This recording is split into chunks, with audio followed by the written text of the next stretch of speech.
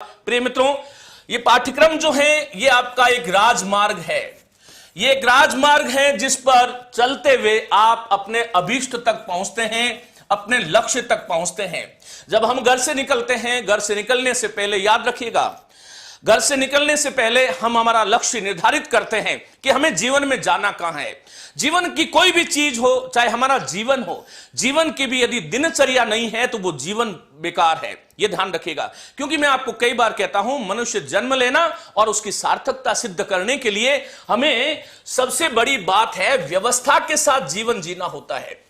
जैसे हमें व्यवस्था के साथ अपने संपूर्ण जीवन का एक रूपरेखा हम बनाते हैं, ठीक वैसे ही आपकी परीक्षाओं में ये पाठ्यक्रम जो है वो आपके आगे आने वाले जो 60 वर्ष तक की एक रूपरेखा है, और इसलिए बहुत महत्वपूर्ण हो जाता है कि हमें किस प्रकार से पढ़ना चाहिए, क्या पढ़ना चाहिए।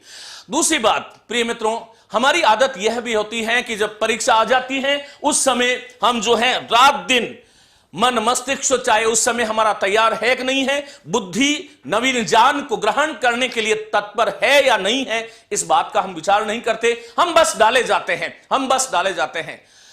दूसरी बात मैं आप सब लोगों से कह दूं कि इस समय हथौड़ा गर्म है, और गर्म हथौड़े से चोट मारी हुई जो है वो बिल्कुल लक्ष्य का भेदन करती है। इसलिए एक दिन के लिए भी रुकिए मत, थकिए मत, ठहरिए मत, निरंतर चलना चाहिए। मैं हमेशा आपको कहता हूं कि सूर्य कभी अवकाश नहीं लेता।